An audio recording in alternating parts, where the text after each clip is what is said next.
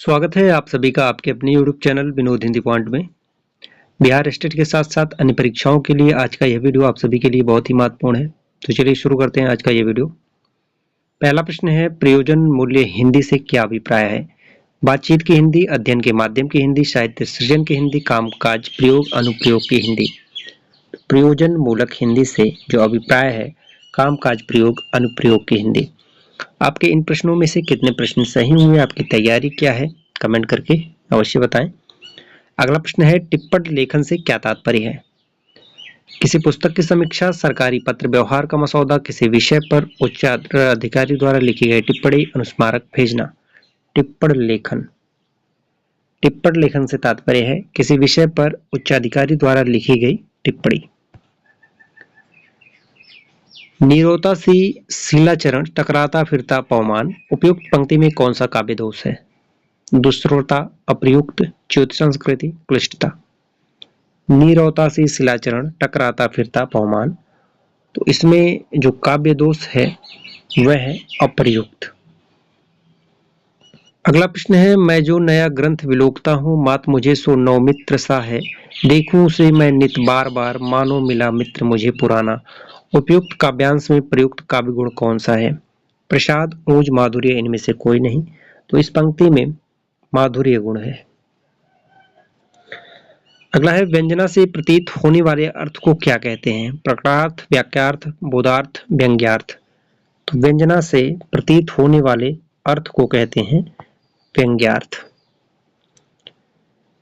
कंकन की कंकनी नुपुर धुन सुनी, कहत लखन सन राम हृदय गुनी। मानहु सदन दुबुंदी दीनी, मनसा विश्व विजय कह कीन्ही।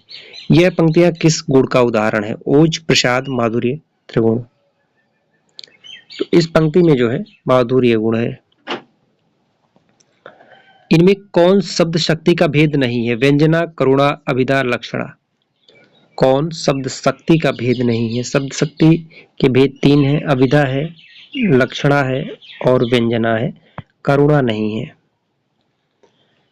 शब्द की जिस शक्ति के कारण किसी शब्द का साधारण तथा प्रचलित या मुख्य अर्थ समझा जाता है उसे क्या कहते हैं? रूढ़ा शक्ति, लक्षणा शब्द शक्ति, अभिधा शब्द शक्ति, व्यंजना शब्द शक्ति। शब्द की जिस शक्ति के कारण किसी शब्द का साधारण तथा प्रचलित या मुख्य अर्थ समझा जाता है तो उसे कहते हैं अभिधा शब्द शक्ति। अगला प्रश्न है, हिंदी के प्रथम अलंकार निरूपक आचार्य कौन है? भिखारीदास, केशवदास, मतिराम, चिंतामणि। हिंदी के प्रथम अलंकार निरूपक आचार्य कौन है? केशवदास।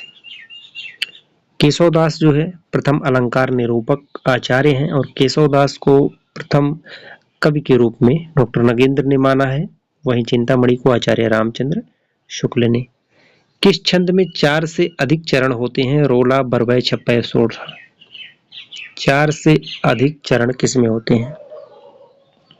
तो छप्पय में 4 से अधिक चरण होते हैं। छप्पय में 6 चरण होते हैं। वाणिक छंदों में गण कितने प्रकार के होते हैं? 4, 7, 8, 10।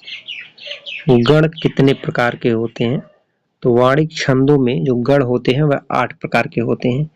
यगण, मगण, तगण, रगण, जगण, भगण, नगण और सगण। ठीक है, ये 4 प्रकार हैं। चौपाई छंद के बारे में कौन सा कथन उपयुक्त है? चौपाई चरण में 16 मात्राएं, अंत में भगड़ नहीं। प्रत्येक चरण में 18 मात्राएं, अंत में जगड़ और तगड़ नहीं। प्रत्येक चरण में 16 मात्राएं, अंत में जगड़ और तगड़ नहीं। प्रत्येक चरण में 18 मात्राएं, अंत में लघु और गुरु नहीं। तो चौपाई छंद के बारे में कौन सा कथन उपयुक्त है? सबसे पहले ये 18 मात्राओं वाला है नहीं, ये दोनों विकल्प गलत हो जाएगा। चौपाई में जो है 16 मात्राएं होती हैं, तो इसका सही उत्तर हो जाएगा सी। प्रत्येक चरण में 16 मात्राएं होती हैं, अंत में जगड़ और तगड़ नहीं होता।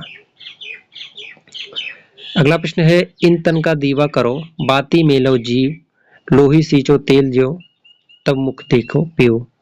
प्रस्तुत उदाहरण किस छंद का है? चौपाई, रोला, दोहा, गीतिका।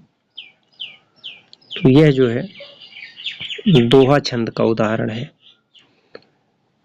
दोहा छंद में जो है सोरठा का उल्टा होता है, 13-11 मात्राएं होती हैं और सोरठा में 11-13 मात्राएं होती हैं। अगला प्रश्न है, प्योसो कहूं संदेशड़ा हे भौरा हे काग सोधन बिरह जर मुरी तेहिक धुआं में लाग। इन पंक्तियों में कौन सा छंद है? चौपाई, दोहा, कुंडलिया, सोरठा।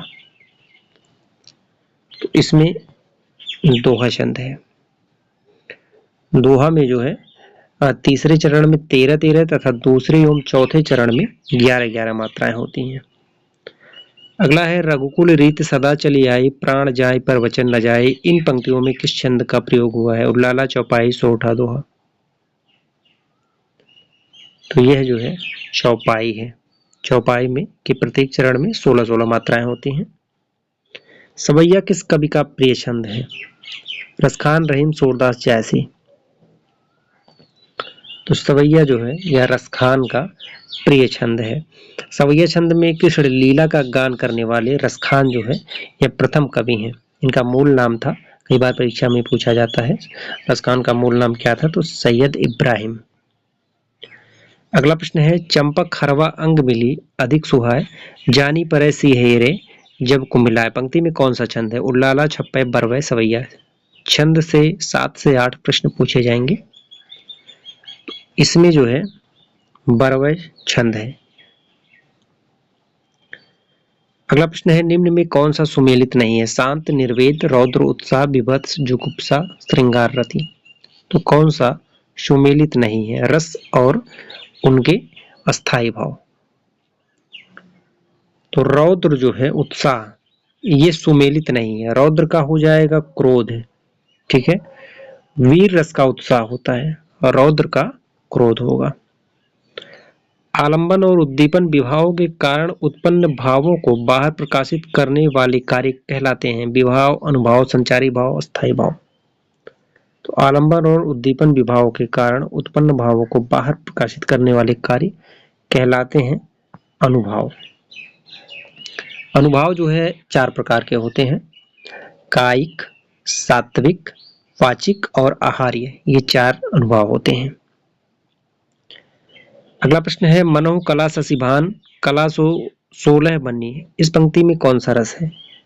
मनहु कला शशिभान कला 1600 बन्नी। इसमें कौन सा रस है? श्रृंगार रस है। अगर इसमें अलंकार पूछा जाए तो उत्प्रेक्षा है। अगला प्रश्न है, कहाँ ककेयी ने सक्रोध दूर हट दूर अरि निर्बोध। उपयुक्त पंक्ति में कौन सा रस है? वात्सल्य, विभत्स, हास्य, रौद्र। रौद्र रस है इसमें। रौद्र रस, इसमें तनी हुई भौहें, क्रूर दृष्टि, हाथों का चलना, कठोर एवं कर्कश शब्द का प्रयोग किया जाता है, वहां रौद्र रस होता है। सक्रोध। हिंदी के किस आचार्य ने छल नामक संचारी भाव को प्रचारित किया?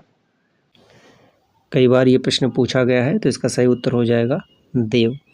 34वां जो है संचारी भाव, संचारी भावों की संख्या 33 है, लेकिन 34वां संचारी भाव माना है देव ने छल को। अगला प्रश्न है, किलकत कान है घुटुरवन आवत मणिमय कनक नंद के आंगन बिंब पकड़िए धावत में कौन सा रस है? भक्ति, वात्सल्य, करुण, शांत। किलकत कान है घुटुरवन आवत, वात्सल्य रस। वात्सल्य रस के सम्राट कौन कहे जाते हैं? सूरदास। अगला प्रश्न है, निम्नलिखित वाक्य में उद्देश्य का सही विकल्प पहचानिए। वह बालिका बहुत अच्छा काम करती है, बहुत अच्छा। वह बालिका काम करती है, बहुत अच्छा काम करती है।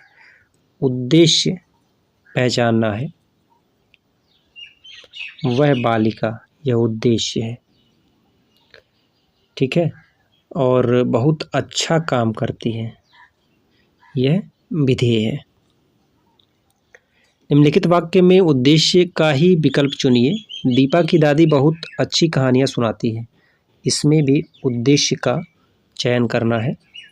बहुत अच्छी कहानियाँ सुनाती हैं दीपा की दादी, बहुत अच्छी दीपा की दादी। तो इसमें हो जाएगा दीपा की दादी, यह उद्देश्य है। बहुत अच्छी कहानियाँ सुनाती है, यह विधेय है।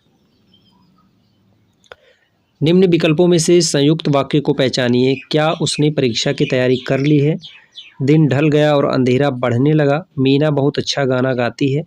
जैसे ही काम खत्म हुआ वैसे ही हम निकल गए। तो इसमें संयुक्त वाक्य कौन सा होगा? दिन ढल गया और अंधेरा बढ़ने लगा। यह संयुक्त वाक्य है।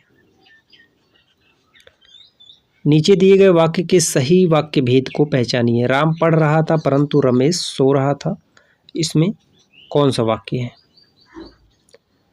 आज्ञावाचक, मिश्र वाक्य, संयुक्त या फिर सरल? तो इसमें जो है संयुक्त वाक्य है। राम पढ़ रहा था परंतु रमेश सो रहा था। नीचे दिए गए वाक्यों में एक वाक्य शुद्ध है जिसका चयन करें। गाय का शुद्ध दूध यहाँ मिलता है। यहाँ गाय का शुद्ध दूध मिलता है। शुद्ध गाय का यहाँ दूध मिलता है। यहाँ मिलता है गाय का दूध शुद्ध। तो शुद्ध वाक्य का चयन करना है। यहाँ गाय का शुद्ध दूध मिलता है। सामान्य तौर पर कर्ता, क्रिया आदि के सार्थक शब्द समूह को क्या कहते हैं? शब्द, पद, वाक्य, शब्दों का समुच्चय।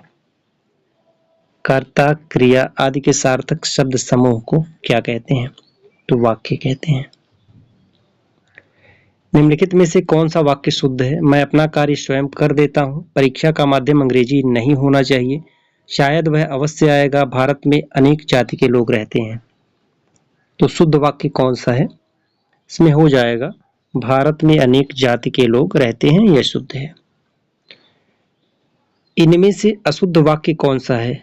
अब हम पुस्तक पढ़ेंगे। वह अपनी ससुराल गया। मैं तुम्हें कुछ कहना चाहता हूँ। मुझे अपनी अपेक्षा सबसे अधिक अंक मिले। तो इसमें अशुद्ध वाक्य कौन सा है?